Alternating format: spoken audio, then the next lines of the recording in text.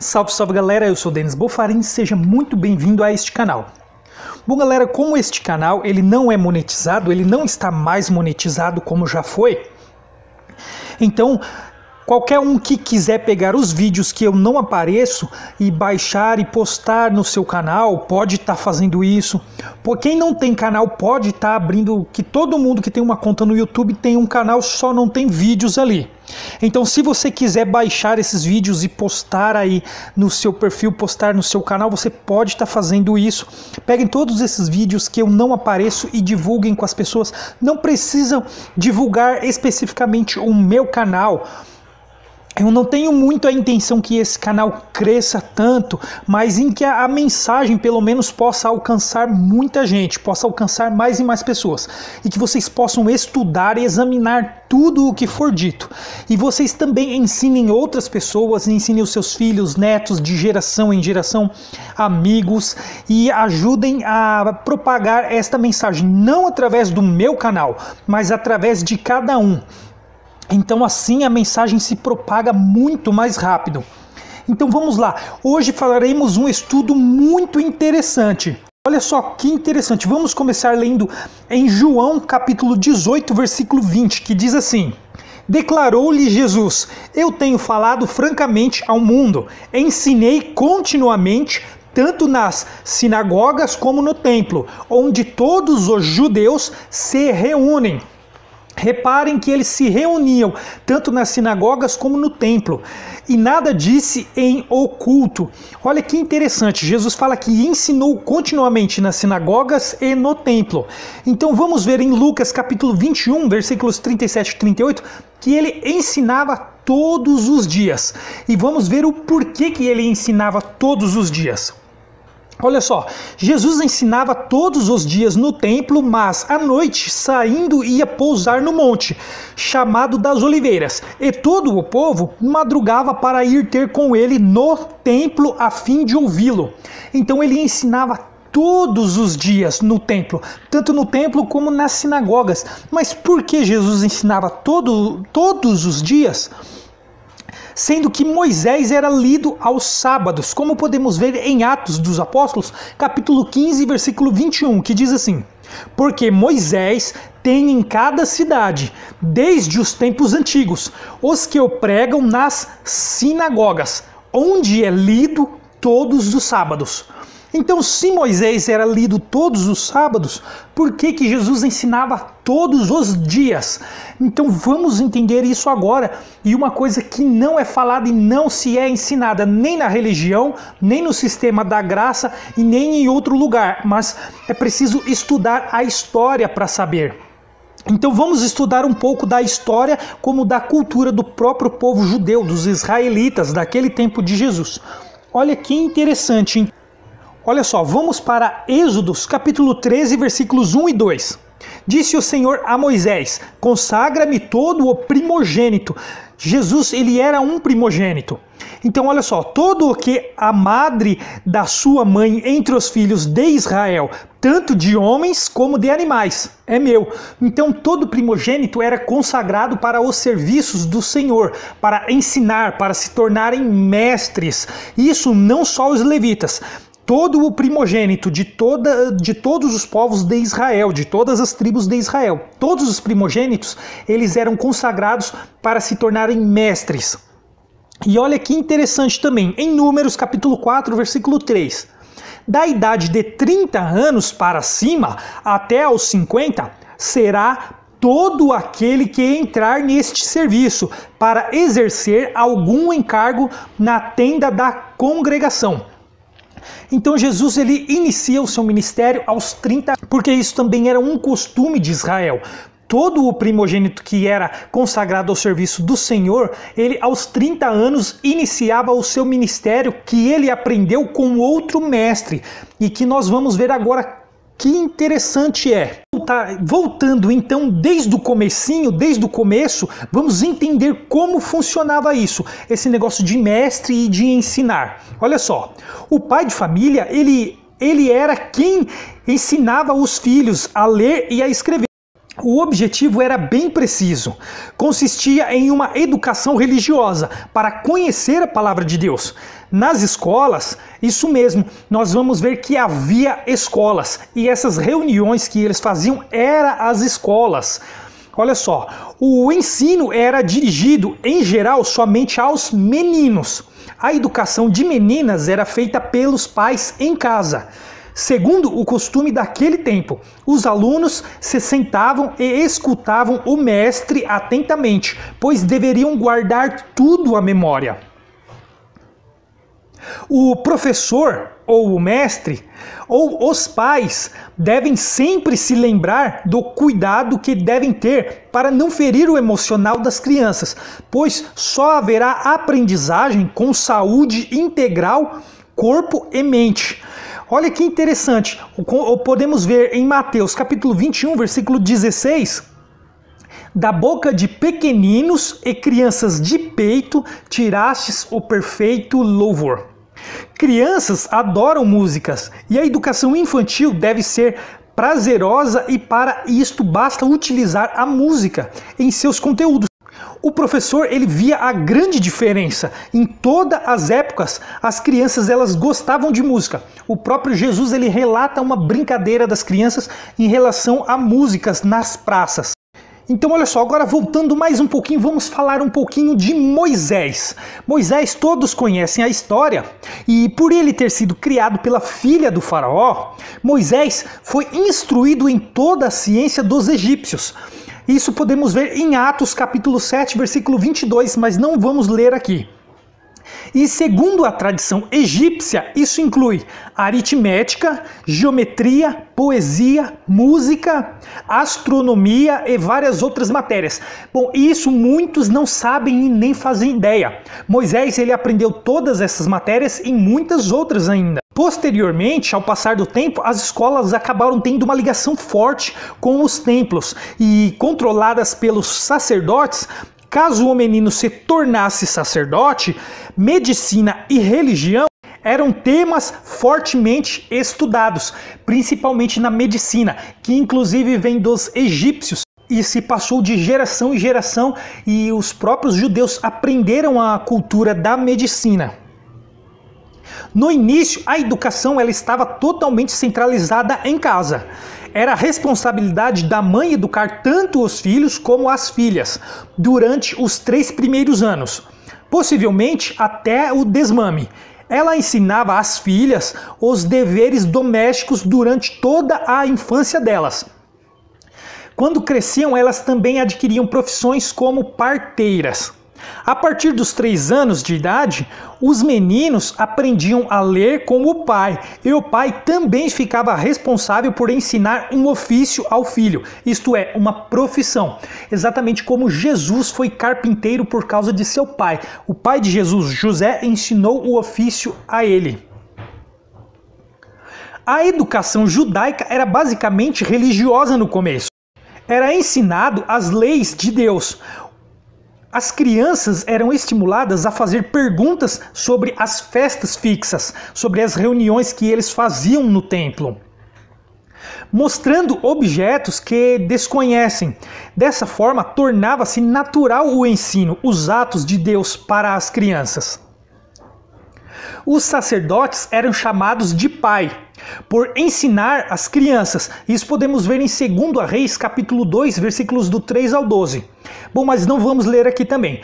E Jesus, ele mesmo cita que a ninguém chamei de mestre, a ninguém chamei de rabi e a ninguém chamei de pai. A ninguém chamei de pai justamente por causa disso. Porque os sacerdotes, eles eram chamados de pai por ensinar as crianças.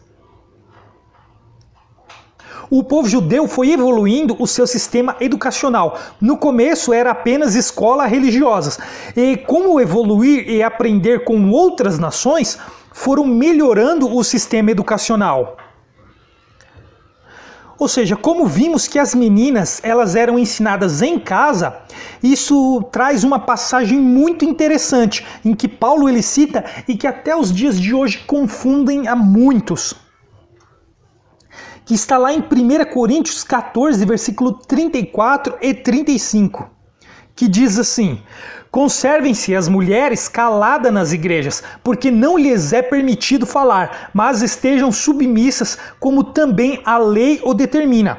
Se, porém, querem aprender alguma coisa, interroguem em casa a seu próprio marido, porque para a mulher é vergonhoso falar na igreja.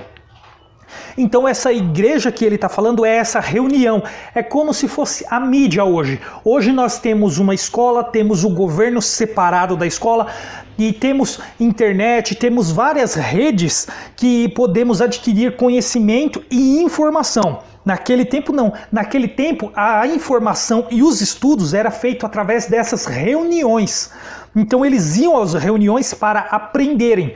Muitas mulheres também iam, mas elas não poderiam ensinar ou falar, e sim elas teriam que aprender, fazer perguntas em casa. Então era por causa dessa tradição, e não que na igreja a mulher não pode falar, como trazem para hoje essa passagem, esse versículo, mas não tem nada a ver. E vamos ver que essas reuniões não tem nada a ver com essas reuniões dos templos que fazem hoje em dia. Agora, indo lá para o apóstolo Paulo, olha que interessante também. Vamos lá para Atos capítulo 19, versículos 8 e 9. Olha que interessante.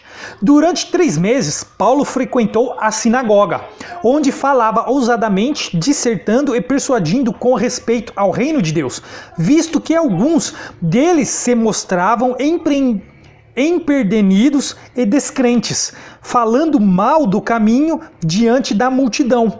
Paulo, apartando-se deles, separou os discípulos, passando a discorrer diariamente na escola de Tirano. Isso mesmo, na escola. Paulo, ele era um desses mestres que ensinavam. Paulo, ele se tornou um desses mestres que ensinava as pessoas tanto na sinagoga como no templo também. E ao se converter e começar a ensinar a Cristo, foi aí que começou a perseguição a esses que criam em Cristo. Mas o ensino também, Paulo não só ensinava sobre as Escrituras, ele ensinava outras coisas também. Como podemos ver, Atos dos Apóstolos, capítulo 22, versículo 3. Eu sou judeu, nascido em Tarso, da Cilícia, mas criei-me nesta cidade e aqui fui instruído aos pés de Gamaliel, segundo a exatidão da lei de nossos antepassados, sendo zelosos para com Deus, assim como todos vós o sois no dia de hoje. Então esses estudos também desde criança eram pagos. Os pais pagavam os mestres para poderem ensinar essas crianças. Paulo foi uma delas.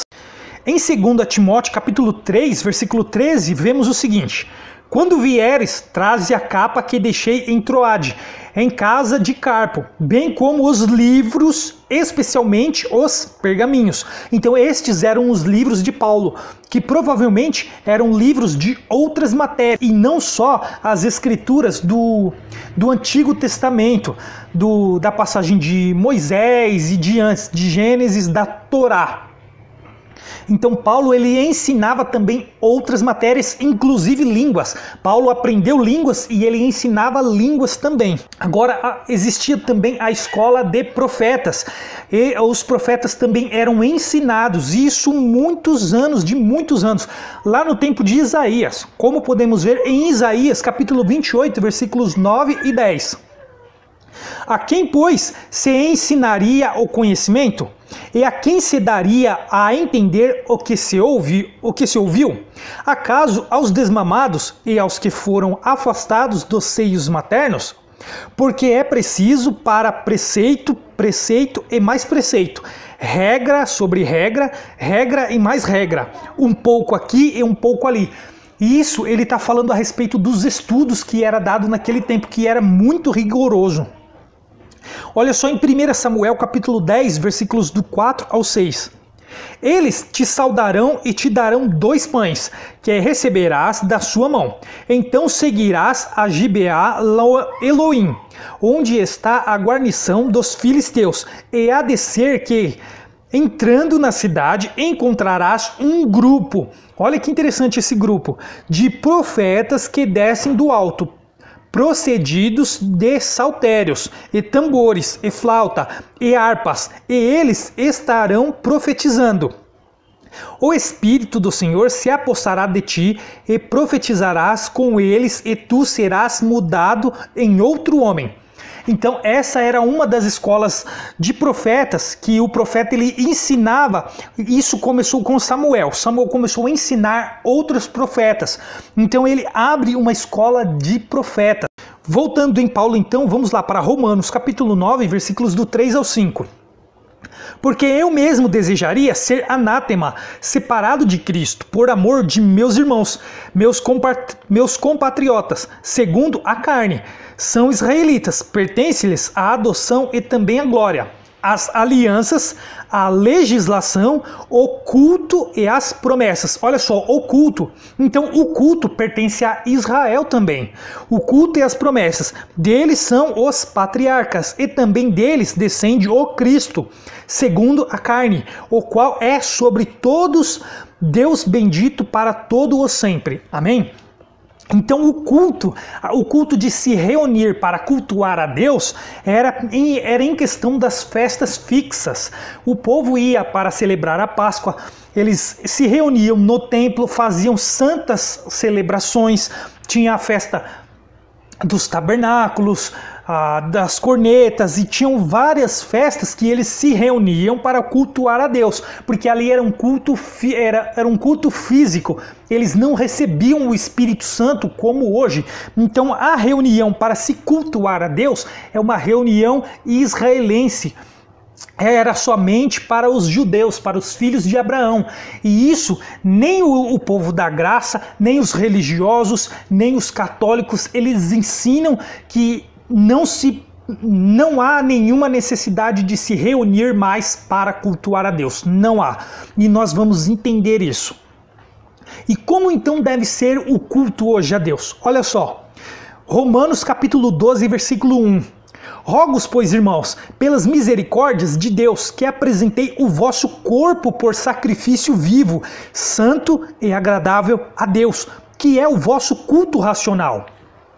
Então o culto racional hoje é apresentar o corpo santo e agradável a Deus, andando em justiça e amando o próximo. Isso é um culto a Deus nos dias de hoje.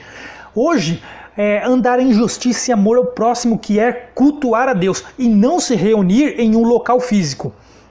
Aí muitos vão falar daquela passagem que Jesus falou, onde tiver 2 ou 3 reunidos no mesmo lugar, ali eu estou. Bom, inclusive eu já usei muito essa passagem erroneamente, porque é só ler o contexto e com sabedoria nós vamos entender que ali ele está falando para quando um irmão errar com o outro, esse irmão vai lá ter com ele.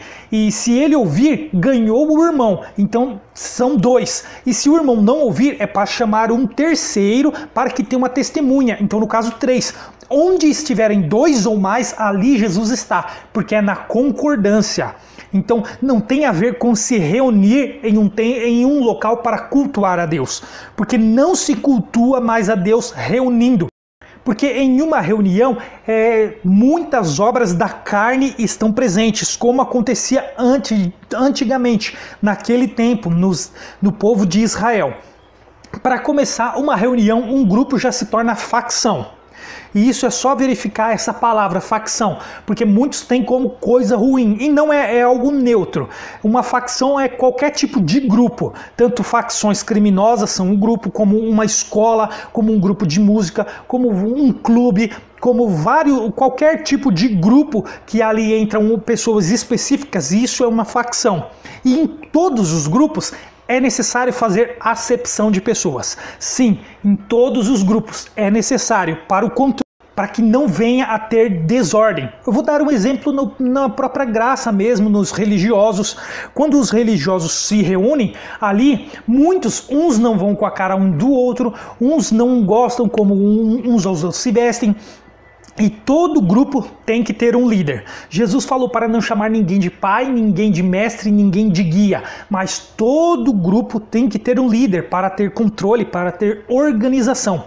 E muitos vão idolatrar esse guia, esse líder, esse pastor. Inclusive na graça tem também os maiores influenciadores, eles se reúnem e, como eu falei, tem que ter acepção de pessoas. Porque esse guia que vai estar guiando este grupo, as pessoas que vão para ouvi-lo, ele não vai deixar qualquer um levar uma mensagem, tem que ser uma mensagem que está de acordo com o que ele pensa, porque ele não pode deixar qualquer um falar, ou seja, isso já é uma acepção de pessoas, isso já é da carne.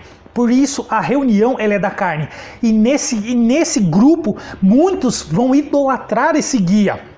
Então ele vai acabar sendo idolatrado, mesmo ele não querendo ser chamado de pastor, mas ele vai ser idolatrado. As pessoas vão ficar dependentes desse guia, vão ficar dependentes dessa reunião, elas não vão amadurecer, não vão ser independentes, que é justamente o evangelho de Cristo, ele é tornar as pessoas independentes, estudarem por si só, fazer com que o Espírito Santo as guie, que elas sejam guiadas por ele e não por guias que podem induzir o povo ao erro, que é o que acontece. Geralmente, uma pessoa, por mais que ela fale a verdade, por mais que ela tenha uma linha de raciocínio boa e na verdade, mas em algum momento ela vai cometer erros. E é aí que as pessoas que vão seguir elas vão cair.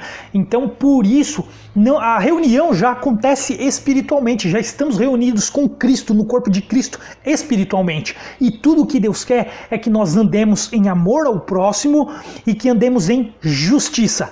Esse é o culto a Deus que nós devemos prestar. E não há nenhuma necessidade de reunião, porque nas reuniões também, como as pessoas vão se reunir ali, vai ter que ter água e vai ter muitos gastos. Água, iluminação, cadeiras para as pessoas sentar, microfone e dependendo do local, mais coisas ainda. Então tem gastos. Então com certeza tem que pedir arrecadação.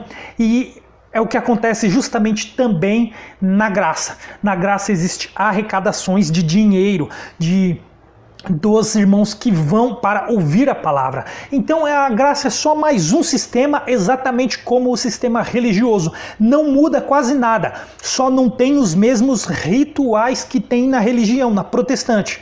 O que acontece é que o protestante ele reformou a católica e a graça reformou o protestante, mas ainda assim mantendo muitas regras judaicas ali, como a reunião, o local, tem a coleta de ofertas e muitas coisas, muitos ganhando. Então não adianta falar da religião se nós estamos também em um outro sistema. É preciso sair de todo tipo de sistema que é contrário à palavra de Deus, pois não adianta pregar e fazer outra coisa.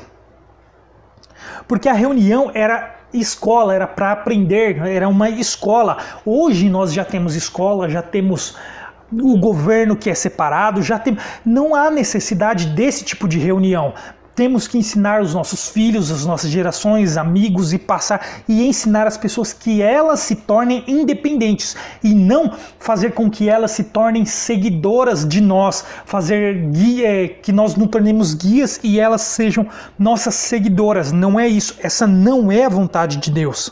Então, para concluirmos aqui o que aprendemos hoje, que as reuniões que eram feitas naqueles tempos, que também recebiam o nome de sinagoga, templo e igreja posteriormente, lá no tempo de Jesus e no tempo dos apóstolos, na verdade eram reuniões escolares, reuniões para aprender, para ter informações. Como hoje nós temos internet, temos televisão, rádio, vários meios de comunicação para obter informação, eles não tinham naquele tempo. Por isso eles tinham que se reunir em um local para adquirir o conhecimento de mestres, para poder aprender também da palavra de Deus, para aprender matérias como matemática e muitas outras matérias. Eles dependiam disso, dessas reuniões, para aprender todas essas coisas que nós aprendemos hoje sem se reunir em uma igreja ou um local assim, porque Deus ele não está mais fora, ele está dentro.